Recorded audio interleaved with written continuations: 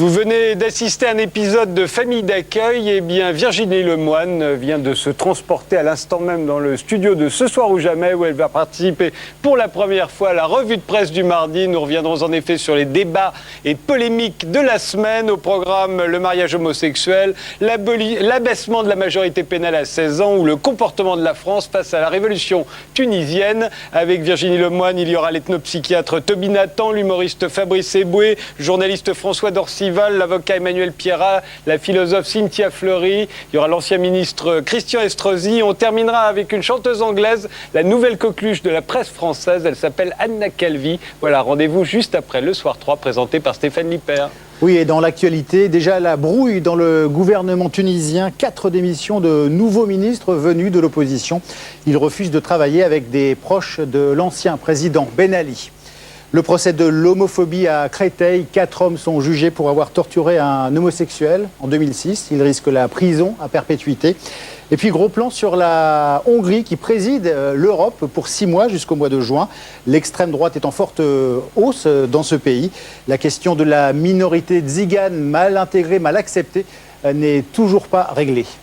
Et nous, on se retrouve dans une demi-heure. Demain sur France Télévisions. France 2, 2 fictions inspirées de 2 chefs-d'œuvre de la peinture. France 3, demi-finale de la Coupe de la Ligue, Auxerre affronte Marseille en direct. France 4, touche pas à mon poste, Cyril Hanouna refait 2010 avec ses invités. France 5, tout sur le high-tech dans la maison France 5. France O spécial festival du documentaire océanien, Terre natale, retour à Rurutu. Demain sur France Télévisions, vous aurez tous les choix.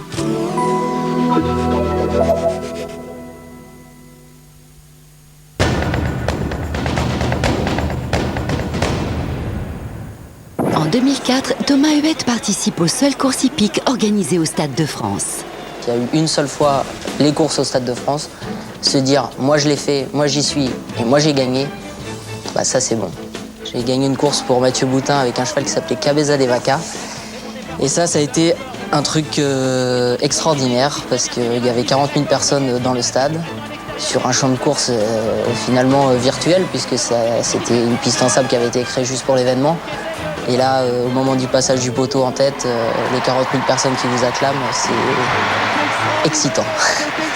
C'est vraiment un truc super vibrant. Et encore aujourd'hui, quand je regarde à la télé cette vidéo, j'en ai encore des poils qui se hérissent sur la peau. C'est féerique, c'est magique et c'est des souvenirs qu'on ne peut pas oublier tout au long de sa carrière, même si effectivement, c'est pas un arc de triomphe, mais c'était mon arc.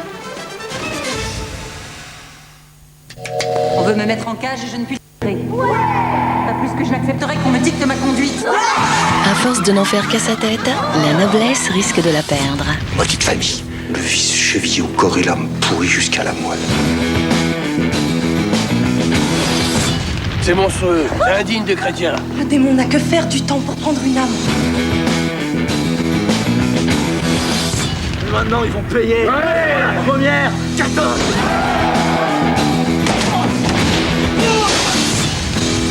« 1788 et demi, samedi à 20h35, un vent de révolution souffle sur France 3.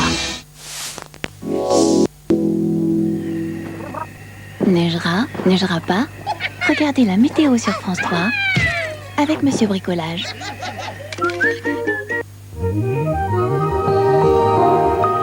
Je vous souhaite de passer une très belle fin de soirée en notre compagnie. Pour demain, mercredi 19 janvier, ce sera un temps calme, un petit peu humide encore, mais surtout nettement plus frais. Nous allons retrouver cette perturbation qui évoluait sur le nord et qui aura glissé pendant la nuit sur les régions du nord-est. Dans le courant de la matinée et vers l'après-midi, eh bien, ce sera à peu près le même type de temps, des résidus nuageux, faiblement pluvieux, donc sur ces régions de l'est de la France jusqu'au Massif central. Une petite onde nuageuse affectera le département du Nord et les Flandres. Ailleurs, c'est le retour du soleil, surtout par l'ouest du pays, grâce à l'anticyclone sur les îles britanniques. La chaîne des Pyrénées restera accrochée. Quelques petites pluies et quelques flocons de neige au-dessus de 1400 mètres. Et sur le littoral méditerranéen, toujours la présence de stratus, notamment sur la Côte d'Azur et la Corse. Soyez prudents. Et le Mistral soufflera aussi. C'est un vent de nord donc qui va apporter de l'air froid. Et les températures minimales oscilleront entre 0 et 8 degrés. C'est donc une baisse des valeurs. Dans l'après-midi, la fraîcheur va se confirmer. Le froid tout d'abord affectera les régions du nord et glissera ensuite vers le sud. On attend 4 à 14 degrés du nord au sud. Et les tendances des jours prochains, jeudi et vendredi, eh bien, vont confirmer le retour du froid. Avec des valeurs entre 4 et 5 degrés du nord au sud jeudi. Nous aurons aussi le passage d'une ondulation nuageuse faiblement pluvieuse et neigeuse sur l'est du pays. Ailleurs, ce sera plutôt variable. Quelques petites averses sur les côtes de la Manche, du grand soleil au sud de la France, toujours Mistral, vent de nord-est. Une Corse sous l'instabilité avec quelques flocons de neige sur le relief. D'ailleurs, on retrouvera de l'instabilité vendredi sur l'île de Beauté. Un renforcement du vent. Regardez Mistral, Tramontane, vent de nord-est. Les régions du sud seront plutôt ensoleillées, mais une nouvelle perturbation arrivera sur les côtes de la Manche, alors que les résidus nuageux affecteront toujours le nord-est et le massif central. Je vous souhaite une très belle soirée. Demain, nous fêterons Marius. Tout de suite, c'est le Soir 3.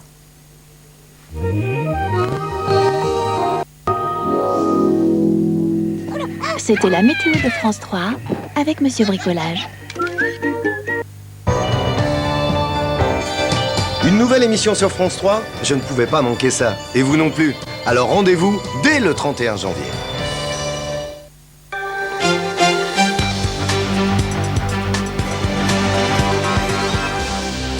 Madame, monsieur, bonsoir. Voici les titres de ce journal. Un lycéen s'est immolé par le feu cet après-midi dans son établissement à Marseille. Il est dans un état critique. Aucune explication pour le moment sur la raison de son geste.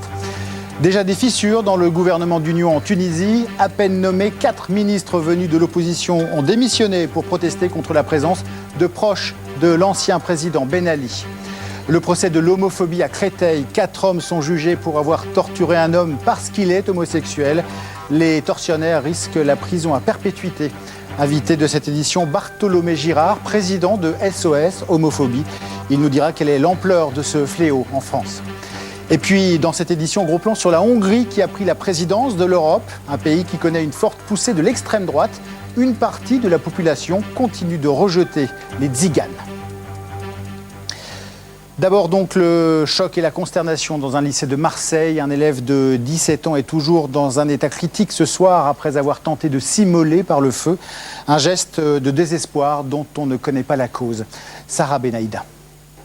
Un geste de désespoir dans ce lycée privé de Marseille. Isolé dans les toilettes du 2e étage, un jeune de 17 ans s'est aspergé d'un liquide inflammable avant d'allumer un briquet. Ses vêtements en feu, il a rejoint la cour où ses camarades se trouvaient. Un surveillant est intervenu sous le regard horrifié des autres lycéens. Il y a eu l'alarme qui a déclenché, donc il y a tout le monde qui est sorti sur les balcons et tout de l'école. Et on l'a vu et il y avait les surveillants qui mettaient je sais pas, pour le couvrir, pour empêcher les flammes. On l'a vu dans la cour quand il essayait de s'enlever le feu et tout. Brûlé à 70%, le lycéen en classe de première est toujours dans un état critique.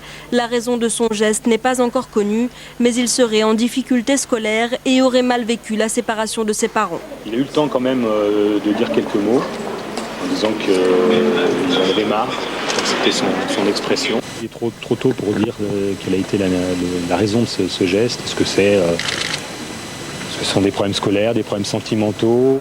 Chaque année, 1000 adolescents se suicident en France. Les cas d'immolation sont très rares. En novembre, un jeune Bordelais avait également tenté de se suicider par le feu. Des actes violents et spectaculaires qui assurent une visibilité à des jeunes en mal d'écoute. Le suicide est la 2e cause de mortalité chez les adolescents, après les accidents de la route. Ce sont sans doute des soubresauts inévitables après un tel changement. En Tunisie, le nouveau pouvoir a bien du mal à se mettre en place. Au lendemain de la formation du gouvernement, 4 ministres ont démissionné pour protester contre la présence d'anciens de l'équipe Ben Ali. Et pendant ce temps, le retour des opposants en exil qui veulent participer au renouveau du pays se poursuit. Magali Forestier. Il n'avait pas revu son pays depuis 20 ans. Acclamé dès son arrivée à l'aéroport de Tunis, l'opposant historique Monsef Marzouki, chassé par le régime de Ben Ali, fait un retour triomphal. Il promet d'être le candidat à la prochaine présidentielle. Pour lui, le gouvernement d'union nationale formé hier n'est qu'une mascarade. Je suis tellement fier de ce peuple qui continue la révolution pour en finir avec la dictature du parti unique et pas seulement le dictateur. Nous n'accepterons rien de moins que la vraie démocratie. Nous n'accepterons pas que le parti qui a été le soutien de la dictature 7 ministres de Ben Ali reconduits. Inacceptable pour ces représentants de la puissante centrale syndicale qui a joué un rôle clé dans la chute du dictateur. 3 syndicalistes entrés hier dans le gouvernement se retirent. On demande justement la dissolution du gouvernement et la composition d'un nouveau gouvernement qui rompt avec l'hégémonie du parti au pouvoir. Et apparemment, les ministres démissionnaires n'étaient pas au courant de leur nomination. J'ai appris la composition du gouvernement, ainsi que les dossiers, les portefeuilles qui étaient octroyés à ces gens-là à la télévision, comme tous les Tunisiens.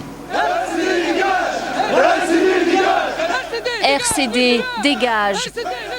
Dans la rue, la colère des Tunisiens. Ils n'accepteront aucun représentant au pouvoir du parti de Ben Ali. Pour apaiser ces tensions, le président par intérim et le Premier ministre ont démissionné du parti. Une contestation qui laisse la porte ouverte au parti islamique, interdit par l'ancien régime.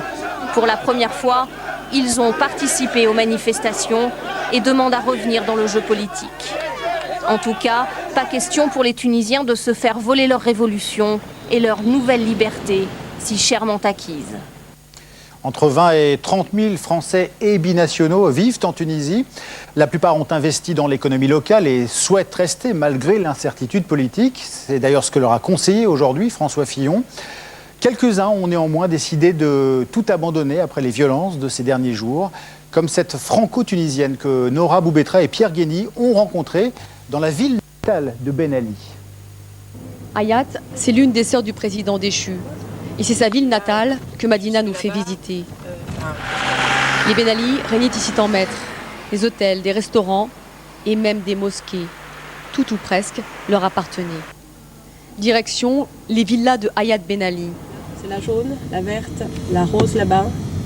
C'est tout ça là. Madina connaît bien le quartier. Elle habite juste en face de la sœur de l'ex-président. Voilà, juste là. Voilà. Donc on voit cette partie-là et peut-être que vous voyez plus la partie côté vert. De sa fenêtre, cette franco-tunisienne a assisté au pillage des villas. Elle l'a même filmé. Vous avez vu quoi avec des hommes armés qui faisaient quoi? J'ai des allers-retours ici, qui se cachaient, qui arrivaient de la plage aussi là-bas. Peur qu'ils rentrent chez moi.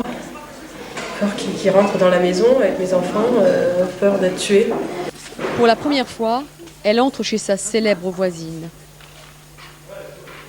Les Ben Ali, ou l'art de la démesure. 3 cuisines, des dizaines de chambres au bord de la plage. Les pilleurs ont tout désossé, jusqu'au moindre boulon. C'est rien par rapport à ce que la famille a pris réellement. C'était une mafia? C'était une grosse mafia, en termes d'argent, en termes de tout, quoi. Zoé, son amie tunisienne, est particulièrement choquée. Elle n'a même pas bougé un doigt. Tout ça, c'est l'argent du peuple. Madina et sa famille quitteront la Tunisie dimanche, définitivement. C'est le cœur gros qu'elle quitte la terre où elle avait choisi de vivre. Là, on voit bien, la Tunisie, pour elle, n'est vraiment plus un pays sûr. Et la situation en Tunisie a des prolongements en France avec toujours cette polémique sur Michèle Alliot-Marie. Elle avait proposé d'aider les forces de l'ordre du président Ben Ali. Les Verts et les communistes ont réclamé la démission de la ministre des Affaires étrangères. Aujourd'hui, François Fillon l'a totalement soutenue devant les députés et elle-même s'est expliquée. Stéphane Grand.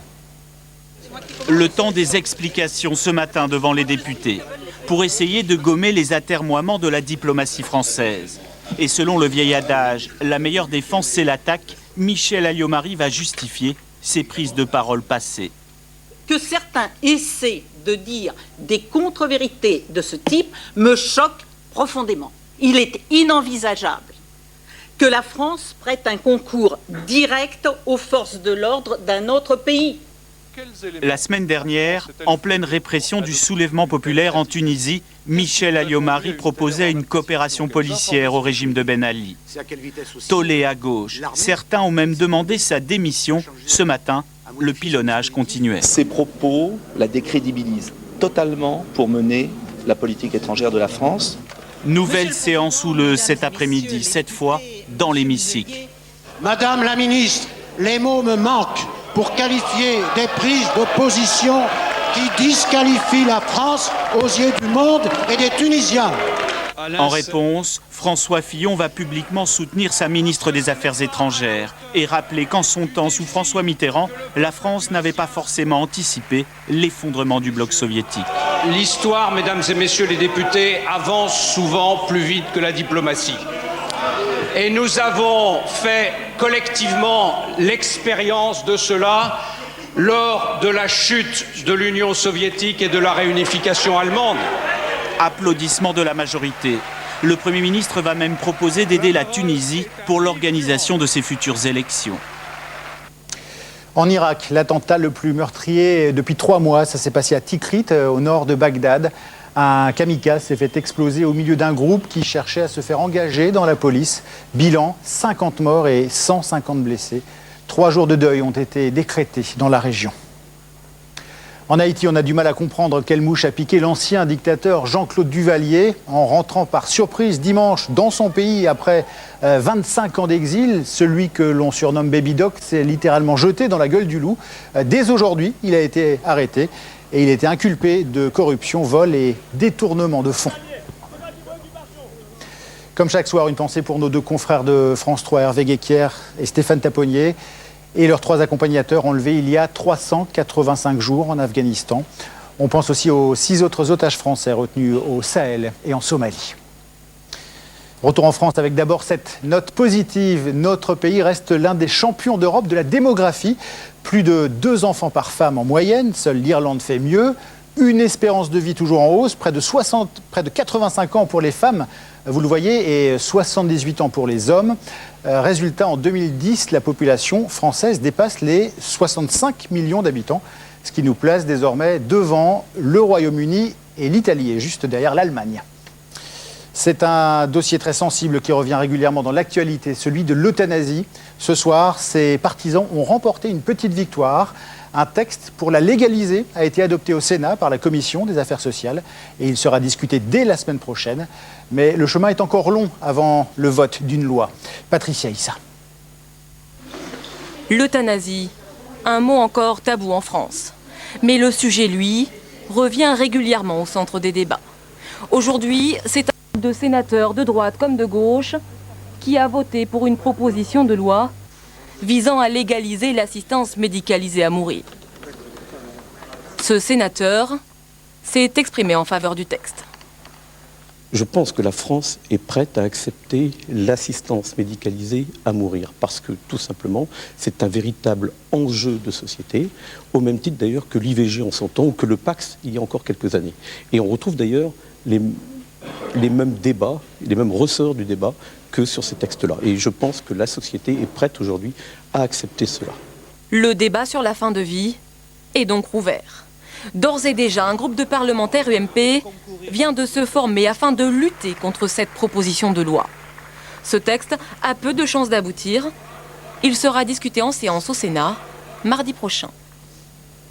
Le procès de l'homophobie s'est ouvert aujourd'hui aux assises du Val-de-Marne. 4 hommes sont accusés d'avoir torturé un homme de 28 ans à l'époque parce qu'il était homosexuel. C'était en 2006 et il en a gardé de lourdes séquelles. Ces tortionnaires risquent la prison à perpétuité. À Créteil, Nathalie Pérez et Nordine Tahar. Bruno Viel, extrêmement tendu, le visage fatigué, va éviter la presse en s'engouffrant dans la salle d'audience. Son avocate a aussi bien du mal à cacher son appréhension. Sa famille est là, pour eux c'est dur aussi, c'est dur pour tout le monde ce genre de procès. Donc voilà, là il essaye de se concentrer, de rester maître de lui et il sait que ça va être dur. Même tension chez les avocats des 4 accusés, presque mal à l'aise, ils refusent de s'exprimer. Absolument, mais je n'ai pas de déclaration à faire pour l'instant, le procès n'a pas commencé. Un soir de juillet 2006, Bruno Viel, 28 ans, est accosté par des jeunes à la sortie d'un bar homosexuel de la capitale. Ils vont l'entraîner dans cette forêt, le rouer de coups, le violer et le laisser pour mort au petit matin. Nous avons rencontré Bruno il y a quelques jours. Après l'agression, il est resté 4 semaines dans le coma. De cette nuit-là, il ne se souvient plus de rien. Son calvaire, il l'a appris à la lecture des aveux. Les propos donc retranscrits par écrit de leur déclaration orale auprès des policiers, quand ils disent qu'ils ont pris ma tête pour un ballon de football, pour dire qu'ils m'ont violé avec des branches, avec des bâtons, avec du bois, parce que c'est ce que je voulais. Après 4 ans d'instruction, le dossier a établi le caractère homophobe du viol et des actes de barbarie, une circonstance aggravante. Les agresseurs présumés risquent la perpétuité. Lorsque les 4 accusés entrent dans la salle, tous les yeux se tournent vers Bruno Viel. Tendu, il n'osera que quelques regards furtifs vers le box. Ces tortionnaires présumés, eux, sourient, font des signes à leurs proches dans la salle. Ils n'auront aucun regard pour leurs victimes. Et sans détour, je reçois le président de SOS Homophobie, Bartholomé Girard. Bonsoir. Bonsoir. Alors vous êtes partie civile pour ce procès. Pour vous, c'est clair, ce n'est pas un crime crapuleux. Non, on ne peut pas dire qu'un homme qui a été séquestré par 4 hommes, violé, victime d'actes de barbarie, brûlé avec des cigarettes, qui a eu 3 dents fracassées, le nez fracassé, la mâchoire inférieure fracassée, un traumatisme crânien, un traumatisme thoracique et plein d'autres séquelles physiques et psychologiques également, parce qu'aujourd'hui il faut reconstruire quand on a été victime et quand on a frôlé la mort de la sorte.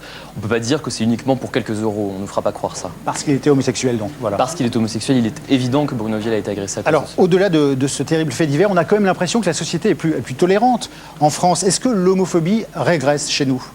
Alors, il est difficile de dire si l'homophobie avance ou recule. On a le sentiment globalement que l'homosexualité est mieux acceptée, mieux tolérée. Il est évident qu'être homosexuel aujourd'hui, ça se passe mieux qu'il y a 10, 20 ou 30 ans. Néanmoins, on constate également qu'en parallèle de cette acceptation et cette tolérance progressive, il y a un noyau dur d'homophobie qui persiste et il y a des manifestations qui restent extrêmement violentes. Est-ce qu'on sait d'ailleurs pourquoi des gens décident de s'en prendre à des homosexuels? Est-ce qu'il y a un profil de l'homophobe? Il n'y a pas vraiment de profil de l'homophobe. Les 1200 à 1300 témoignages que nous recevons chaque année sur notre ligne d'écoute anonyme de SOS Homophobie nous prouvent que l'homophobie concerne toutes les personnes, toutes les catégories sociales, tous les lieux de vie. Ça va être en plein centre-ville comme en banlieue, à la campagne comme à la ville, et il n'y a pas de règle particulière. Ce qu'il faut dire aussi, c'est que beaucoup de victimes n'osent pas porter plainte. Exactement. Il se trouve qu'en général, on prend pour cible des homosexuels parce qu'on pense que précisément, ils ne vont pas aller au bout de leur démarche, qu'ils ne vont pas porter plainte. Et c'est d'ailleurs le cas très souvent. Pourquoi ils ne portent pas plainte? Pourquoi ils ne portent pas plainte? Parce qu'aujourd'hui, l'homosexualité n'est pas encore considérée comme une sexualité au même niveau que l'hétérosexualité. Il y a une hiérarchie entre les sexualités. Et parce qu'on considère aujourd'hui les gays et les lesbiennes comme des sous-citoyens et des sous-citoyennes, dès qu'ils et elles veulent se faire reconnaître comme victimes quand ils et elles le sont, ils ne sont pas entendus. Ce que vous avez noté aussi, c'est que beaucoup d'homophobes utilisent Internet comme défouloir. Oui, Internet est devenu l'année dernière le premier motif d'interpellation de notre association. Des injures, des insultes. C'est très facile derrière un écran anonyme, avec un avatar, avec un pseudonyme, de pouvoir dire ce qu'on a envie de dire et balancer ce qu'on a envie de balancer. C'est un thermomètre pour nous qui est assez intéressant. Un mot aussi sur le mariage homosexuel. Le Conseil constitutionnel a été saisi. Il se prononcera le 28 janvier. Ouais. C'est un droit qui existe dans une dizaine de pays d'Europe pour le moment. En même temps, en France, il y a le Pacs. Ce n'est pas suffisant? Ah non. Le Pacs n'est clairement pas suffisant. Le Pacs, il y a 10 ans. Oui, nous voulions le Pacs parce qu'il était nécessaire d'avoir une reconnaissance sociale, juridique du couple homosexuel. Mais cette reconnaissance aujourd'hui, elle n'est pas suffisante. D'un point de vue pratique déjà, tout simplement, le partage de l'autorité parentale n'est pas possible pour les couples de gays et de lesbiennes quand ils ont des enfants. Il y a des problèmes d'héritage, il y a des problèmes de reconnaissance plus globalement de leur couple dans la vie de tous les jours. Et symboliquement également. C'est-à-dire qu'il est pour nous inenvisageable qu'on dise qu'un couple de gays ou de lesbiennes est moins bien et moins fréquentable. Exactement, c'est une question de principe. Au-delà de la pratique quotidienne qui est nécessaire, il faut se baser sur le quotidien des personnes, il est également nécessaire symboliquement de marquer l'égalité. Merci beaucoup Bartholomé Girard d'être venu sur le plateau du Soir 3. Le difficile examen de passage de Viktor Orban. La Hongrie préside l'Europe pour 6 mois et son Premier ministre doit présenter demain à Strasbourg ses priorités aux députés européens qui sont plutôt hostiles à ce leader nationaliste. La Hongrie où l'extrême droite a réalisé une forte poussée lors des dernières élections, notamment en raison du rejet des tziganes mal intégrés et mal acceptés. Voyez ce reportage dans la seule ville hongroise dirigée pour le moment par l'extrême droite. Régis Nussbaum et Loïc Lemoigne. C'est une ville sinistrée du nord-est de la Hongrie. Une industrie lourde en perdition et un taux de chômage record. En octobre dernier, Tisza Vashvari a choisi un maire du Jobbik, le parti d'extrême droite. Un nouveau maire préoccupé par la situation économique, mais qui a fait de la question des tziganes l'une de ses priorités. Avant tout, on veut diminuer la délinquance des tziganes, lutter contre leur comportement antisocial et aussi contre les usuriers et la prostitution. Je voudrais supprimer tout ça. Le maire de Tiszavasvári n'en dira pas plus.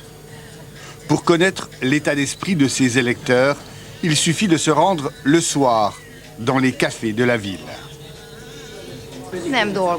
Ils ne travaillent pas. Ils vivent grâce au vol. Ici, il y a beaucoup de tziganes et nous, on travaille pour qu'ils reçoivent des aides. Nous, on peut toujours demander, on n'obtient jamais rien. Eux, ils ont droit à tout. Ils volent et ils ont beaucoup d'enfants. À 12 ans ou à 14 ans, ils ont déjà des enfants. Ici, comme dans le reste du pays, la méfiance se nourrit d'abord de l'ignorance, car entre les deux communautés, il y a un véritable fossé. Dans les villages autour de Tiszavasvári, les tziganes vivent à part, dans des quartiers séparés. Cette séparation entre nous et les autres, je pourrais la comparer à l'apartheid. Gyula Borsi se bat pour dénoncer les conditions de vie difficiles des tziganes et leur donner la parole pour combattre certains préjugés. C'est pas vrai qu'on veut pas travailler. C'est pas ça le problème. On ne nous embauche pas. On nous donne du travail que pour 5 ou 10 jours. Le discours anti-tzigane n'est pas nouveau en Hongrie, mais aujourd'hui il est relayé au Parlement, où l'extrême droite a fait son entrée l'an dernier avec 46 députés du Jobbik. Márton Gyöngyösi est l'un de ces nouveaux députés d'extrême droite, qui ne mâche pas ses mots contre les tziganes, accusés de profiter du système social. Faire la queue pour toucher les aides et ensuite boire l'argent ou vivre aux frais du gouvernement, élever des enfants juste pour recevoir des allocations familiales, ce n'est pas la bonne voie. Cheval de bataille de l'extrême droite, la question des tziganes est aussi un défi pour le Premier ministre Viktor Orbán, qui assure vouloir travailler à leur intégration dans la société hongroise. Retour en France où le prix des billets de train devrait augmenter de 2 à 3%. C'est ce qu'a annoncé la ministre des Transports, Nathalie Kosciusko-Morizet. La SNCF, elle, demandait même plus 5%.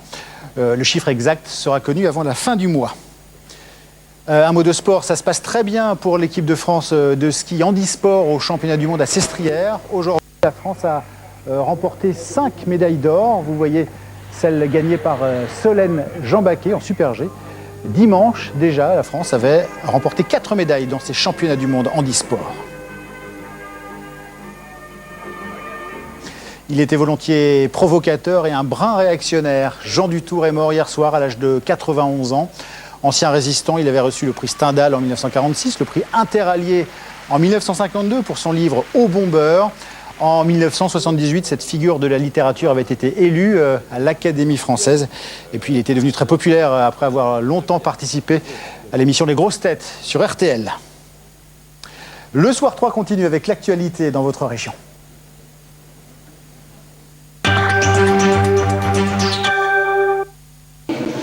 L'information du jour en Picardie, c'est la première journée d'audience au procès de Gaz de France à Saint-Quentin, là où a eu lieu une explosion de gaz le 14 juin 2005, quartier du Faubourg d'Ille, faisant 4 victimes. Ce matin, Alexandre Dediker était à la barre. C'est le premier agent EDF à être arrivé sur les lieux. Il n'avait pas demandé la fermeture du gaz ni ordonné de périmètre de sécurité. Je pense que la première chose à faire quand on a l'eau qui coule chez soi, c'est de fermer le robinet et qu'on aurait dû faire la même chose pour le gaz, qui était beaucoup plus dangereux. Il y a eu une explosion, bien évidemment, c'est déplorable, ça veut dire que quelque chose n'a pas fonctionné. Mais à son niveau, à lui, tout a été fait de façon parfaitement régulière et en respectant scrupuleusement ce qu'il avait appris, je le rappelle, 2 ans plus tôt à l'école. Il avait 23 ans quand cette explosion a eu lieu. Le procureur a vivement critiqué l'attitude de GDF qui nie toute responsabilité. Je dirais que quand on voit avec quelle désinvolture on aborde ces mesures de sécurité, et le fait de se décharger des mesures de sécurité sur d'autres entreprises dont ce n'est pas le travail, c'est quand même plus qu'étonnant, c'est choquant. Aux côtés de Gaz de France, une entreprise de travaux publics doit elle aussi répondre d'homicide involontaire. L'audience reprend demain matin. Autre procès attendu, Trocmé-Valar, mais reporté celui-ci, une décision ce matin du tribunal correctionnel d'Amiens. Il faudra donc attendre le 5 avril pour en savoir plus sur cette journée de décembre 2009. Il faisait froid à l'intérieur de l'usine spécialisée dans la confection de sacs pour produits alimentaires et agricoles et l'écharpe d'une salariée s'était prise dans une machine. Elle était morte étranglée. Demain, un pédiatre d'Amiens, François-Marie Caron, va déposer une pétition au ministère de la Santé. Une action pour dénoncer la pénurie de ces médecins spécialisés. On compte seulement 9 pédiatres pour tout le département de la Somme. Entre 2 et 6 mois pour obtenir un rendez-vous avec un pédiatre, ils ne sont que 7 pour une ville comme Amiens. Il en faudrait 3 fois plus pour diminuer les délais de prise en charge des enfants, du prématuré à l'adolescent. Loin d'être des adultes miniatures, ils ont des pathologies spécifiques que seuls les pédiatres sauront repérer compte tenu de leur formation de 4 ans après leurs études de médecine générale. On nous apprend à repérer bien à dépister des maladies chroniques, parfois des maladies rares, qu'on ne verra peut-être qu'une ou 2 fois durant notre carrière, mais surtout, on a un rôle primordial dans le dépistage des pathologies telles que l'obésité, par exemple, ou le suivi du prématuré. Enfin, c'est assez vaste. Entrez, bonjour madame. C'est aussi le suivi particulier de l'enfant handicapé, des troubles scolaires ou de conduite chez l'adolescent. Un examen pédiatrique dure entre 20 et 30 minutes, meilleure qualité de soins à moindre coût selon les pédiatres qui prescrivent aussi 2 fois moins d'antibiotiques et d'examens. Il a été montré effectivement que les enfants qui étaient suivis par un pédiatre avaient moins d'examens complémentaires que ceux suivis exclusivement par un généraliste, qui n'est pas péjoratif, mais quand on a un doute diagnostique ou quand on n'a pas l'habitude d'une pathologie, on a plus tendance à demander des examens complémentaires entre guillemets pour se couvrir, ce qui coûte cher bien sûr à la société. Avec le pédiatre, j'ai vraiment l'impression d'avoir affaire à un spécialiste de l'enfant. Contrairement aux généralistes, c'est toujours des généralités, en fait, c'est jamais très précis, très ciblé au bébé. De même, consulter un pédiatre de ville évite d'engorger les services d'urgence pédiatrique hospitalière, déjà surchargés. Pour toutes ces raisons, les pédiatres réclament 600 postes de pédiatrie chaque année, contre 200 aujourd'hui. Un Picard à Strasbourg, l'adjoint au maire de Betz dans l'Oise fait ses premiers pas au Parlement européen. L'UMP Philippe Boulan prend la place de Pascal Gruny, appelé à l'Assemblée nationale. Philippe Boulan représente donc désormais la grande circonscription nord-ouest dont fait partie la Picardie.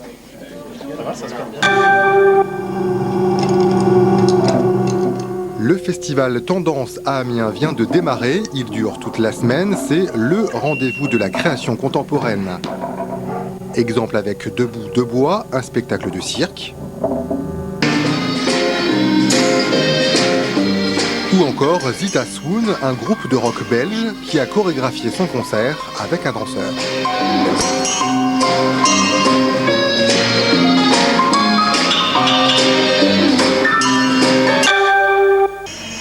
Demain à la une sur France 3 Picardie, le coup de gueule d'un médecin urgentiste de l'hôpital de Creil. Il vient de publier une lettre ouverte aux habitants du bassin pour les alerter sur les conséquences du manque de médecins aux urgences. Des files de patients continuelles, des consultations trop rapides et donc des risques d'erreur médicale. Le personnel sera en grève demain. Et c'est la fin de ce Soir 3, merci de l'avoir suivi. Prochain rendez-vous avec la rédaction demain, le 12-13, présenté par Samuel Etienne. Le 19-20 avec Carole Gessler et le Soir 3 que je vous présenterai à partir de 22h40. Tout de suite, ce soir ou jamais, Frédéric Tadei, c'est mardi, c'est revue de presse avec vos invités. Effectivement, et parmi les invités, il y a l'ethnopsychiatre Toby Nathan, Virginie Lemoine qui sort directement de l'épisode de Famille d'accueil qui était diffusé à 20h35 et l'humoriste Fabrice Eboué, c'est leur première revue de presse. Il y aura avec eux le journaliste François Dorcival, il y a également l'avocat Emmanuel Pierrat, la philosophe Cynthia Fleury qui vont nous rejoindre. Tout à l'heure viendra Christian Estrosi, on terminera avec la nouvelle passion de la presse musicale française. Elle s'appelle Anna Calvi, elle est anglaise et c'est avec elle qu'on terminera l'émission. Générique. Pour tout connaître de l'actualité culturelle, ce soir au Japon, avec les hôtels Beachcomber.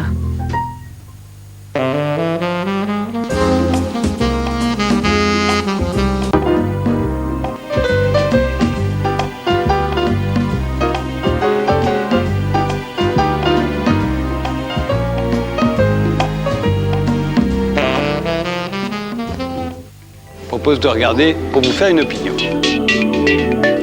Venez participer au débat sur le forum de ce soir jamais sur france3.fr.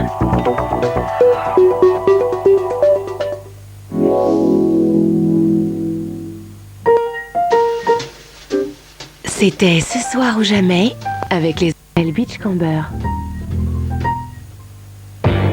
Auxerre Olympique de Marseille. Après 45 secondes de jeu, Didier Deschamps rend visite à l'abbé Deschamps.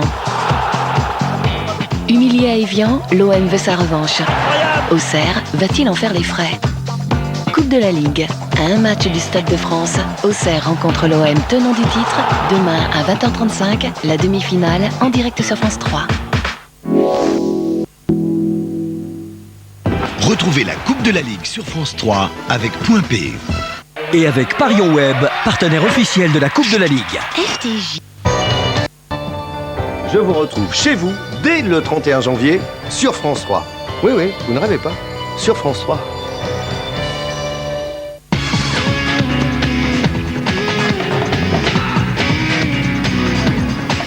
Bonsoir, merci d'être avec nous. On commence ce soir, c'est l'actualité par le football et la Coupe de la Ligue. La première demi-finale très attendue opposée donc au Stade de la Mosson, Montpellier au PSG. On est allé, vous allez le voir, jusqu'au bout du suspense. Le commentaire de Michel Goldstein. Triple vainqueur de l'épreuve, deuxième de Ligue 1, le Paris Saint-Germain, grand favori ce soir au Stade de la Mosson, met très vite le feu dans la défense montpelliéraine. Avec Néné, intenable aux commandes. Mais poussé par son public, les Héroltais reprennent le dessus à la 33e minute sur un ballon mal repoussé par la défense parisienne. Estrada décroche une volée du gauche, Coupet s'envole. 2 minutes plus tard, Camara, toujours pour les Montpelliérains, s'arrache. Son centre en chandelle trouve la tête de Giroud. Le ballon passe de peu à côté. Le Paris Saint-Germain réagit quelques minutes avant la mi-temps par O'Haro, bien servi par Jallet. L'attaquant parisien gêné par un rebond manque le cadre. À la reprise, les Parisiens se montrent très dangereux et mettent la pression sur le but de Pionnier. Chantôme décroche une belle frappe qui passe de peu à côté. Les Montpelliérains ne veulent rien lâcher. Aïfana, lancé par Giroud, élimine Coupet. Une occasion encore de rater. À la 87e minute, tournant du match, Chantôme expulsé. Le Paris Saint-Germain va jouer les prolongations à 10. À 10, en contre, les Parisiens se lancent à l'attaque par Maurice. Puis, O'Haro, seul devant Pionnier, rate l'immanquable.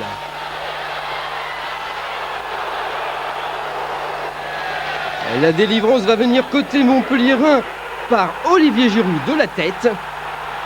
Coupet s'incline. Montpellier va jouer la finale de la Coupe de la Ligue au Stade de France pour la première fois de son histoire.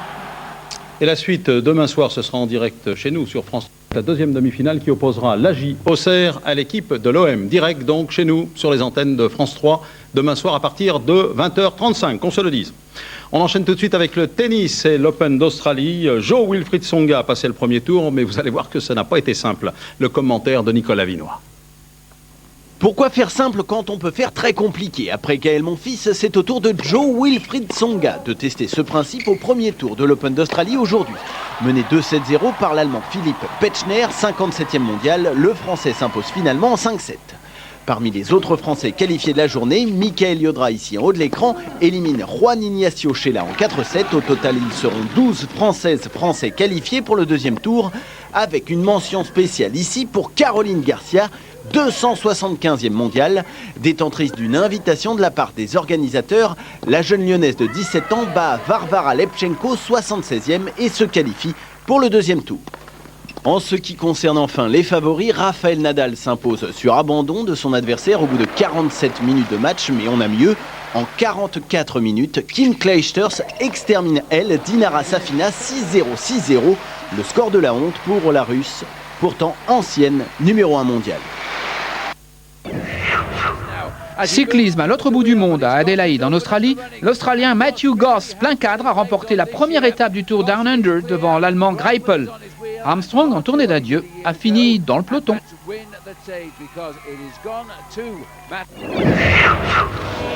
Snowboard cross, la Française Nelly Moen-Locos, dossard rouge, a pris la deuxième place des championnats du monde disputés en Espagne à La Molina. Elle a été devancée par l'Américaine Lindsay Jacobellis.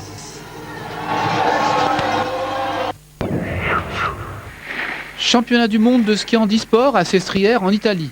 L'équipe de France remporte 5 médailles aujourd'hui, dont un par Solène Jean-Baquet, victorieuse du Super G, devant une autre Française, Marie Baucher.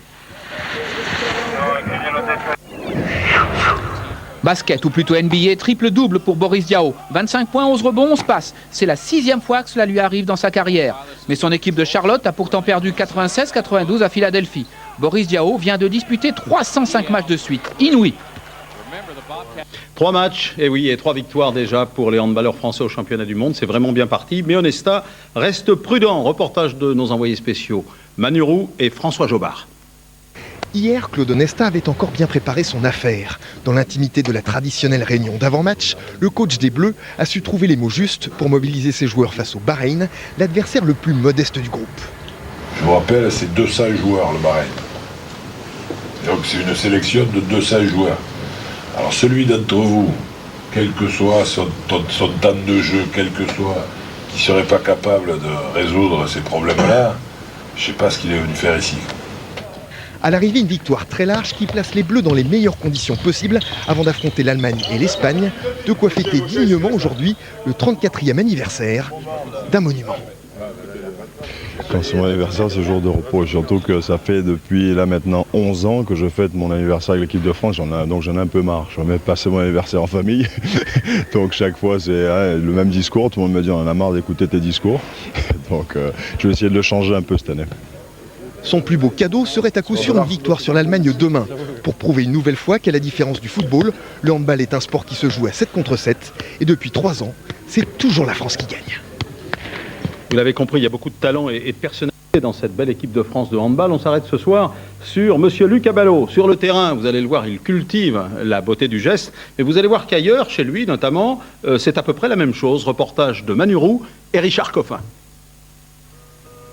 Un handballeur a droit de ses mains, jusqu'ici rien d'anormal, on frôle le pléonasme. Mais un handballeur pas manchot avec un pinceau, alors là il n'y en a qu'un, c'est Luc Abalo. Entre 2 matchs, le champion d'Europe du monde et olympique passe une grande partie de son temps dans son atelier, aménagé à l'étage de son pavillon. Peinture, dessin et graphe, tout y passe.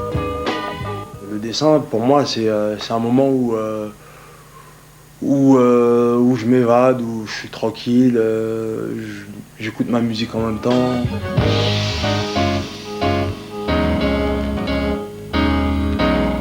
Ce milieu-là, un peu de dessin, d'artiste, c'est un truc qui m'attire plus que d'être devant ma télé ou devant ma PlayStation, même si j'en ai une. Et la réputation de Luc Abalo l'a précédé en Espagne, patrie de Picasso, Goya et Miro, où il s'est établi il y a 2 ans et demi. D'ailleurs, à Ciudad Real, en Castille, on s'arrache les tableaux de Lucho. Il a un beau talent, hein. C'est vrai que Luc, j'ai vu peindre et il fait de très très beaux portraits. D'ailleurs, il m'a fait une peinture pour chez moi et elle est dans mon salon. Ah, Luc, c'est un artiste, oui. D'ailleurs, quand il joue au handball, c'est toujours très beau à voir, très spectaculaire.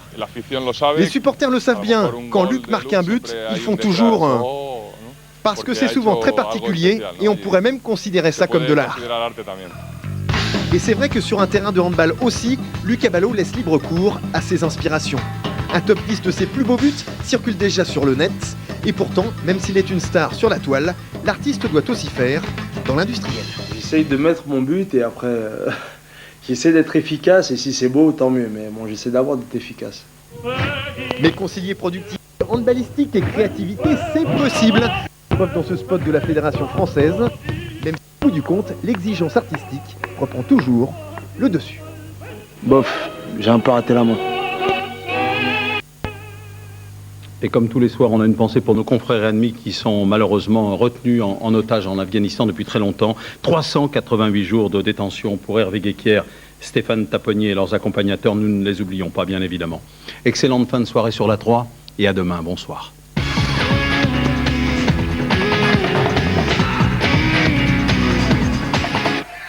On se retrouve demain, fidèle au poste. Salut et merci. Retrouvez toutes les infos sportives dans tout le sport sur France3.fr.